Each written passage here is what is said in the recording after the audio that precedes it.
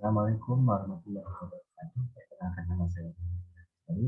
Ini saya 1911-1983 dari kelas 14 angkatan 2019. Kali ini saya akan mempresentasikan materi pendidikan kewarganegaraan yang berjudul tentang otonomi daerah.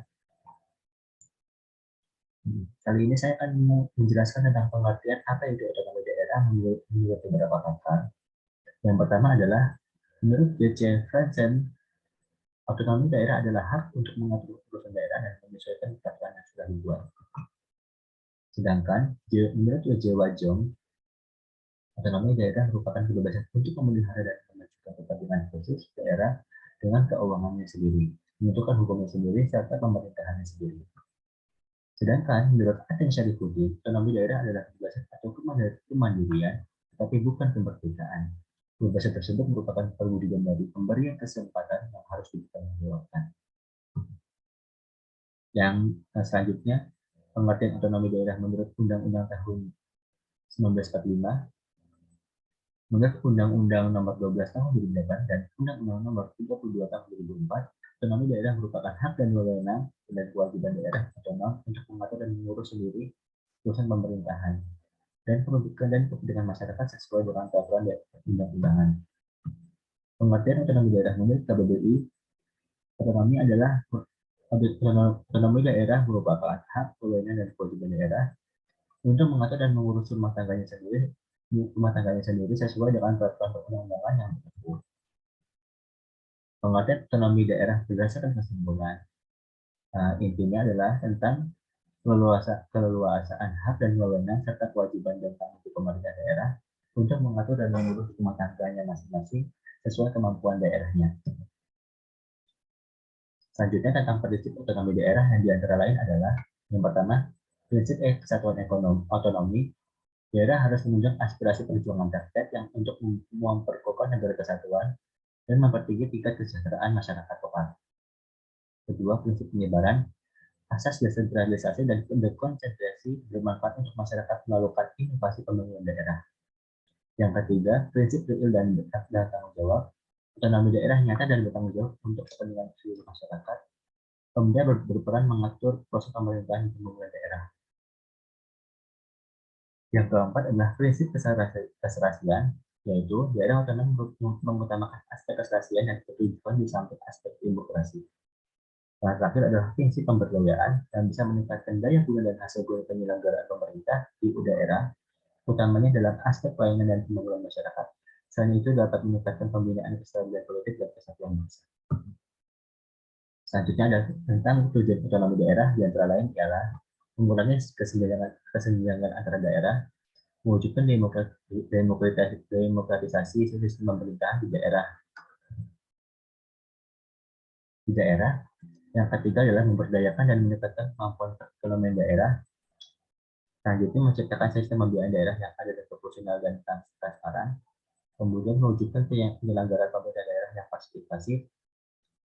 Selanjutnya mempertegas sistem pertanggungjawaban keuangan pemerintah daerah.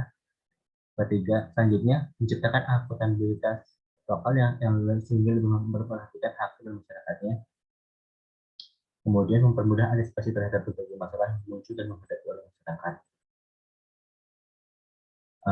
Kemudian meningkatkan partisipasi masyarakat sipil dan meningkatkan kualitas pelayanan publik. Oke, selanjutnya tentang jenis daerah otonomi khusus. Yang pertama adalah DKI Jakarta yang mendapatkan titel daerah khusus ibu kota dan satu-satunya provinsi yang menetapkan wali kota dan wali kota administrasi masing-masing berdasarkan atas tunjukan oleh gubernur, bukan melewati pemilu rakyat. Yang kedua adalah Papua mendapatkan anggaran dana otonomi khusus di pemerintah pusat, begitu juga dengan Papua Barat. Kemudian selanjutnya adalah jenis daerah otonomi istimewa, yaitu daerah istimewa Yogyakarta, yaitu satu-satunya sistem pemerintahan provinsi yang bermodel kerajaan atau feodal. Yang kedua adalah Nanggroe Aceh Darussalam, yang mendapatkan kewenangan khusus untuk menjalankan syariat Islam dalam undang-undang peraturan daerahnya sendiri. Yang selanjutnya adalah contoh daerah otonomi baru.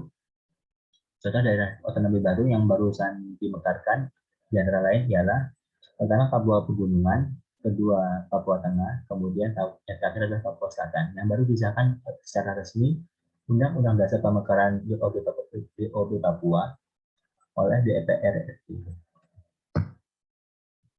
Contoh kebijakan otonomi daerah, yang pertama penerapan kebijakan sesuai kutub masing-masing, penentuan UMR atau upah minimal regional, selanjutnya adalah penggunaan APBD untuk anggaran belanja dan pegawai dan pembangunan infrastruktur, kemudian pengembangan kultur pendidikan sesuai daerah masing-masing, selanjutnya penetapan pajak dan distribusi daerah, kebebasan pelaksanaan kebijakan oleh berbagai lapisan struktur pemerintah daerah, pengelolaan objek wisata dan badan usaha daerah.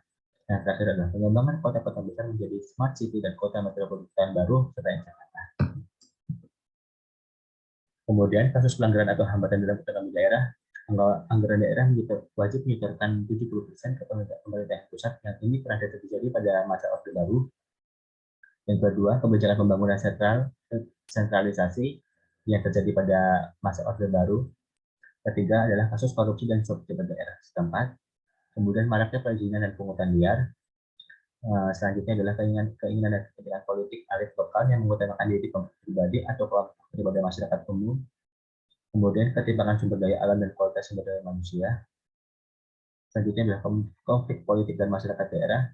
Rasa ketergantungan pada pemerintahan pusat makin melekat, dan terakhir adalah akan timbul kemungkinan dinasti politik atau raja-raja kecil di setiap daerah.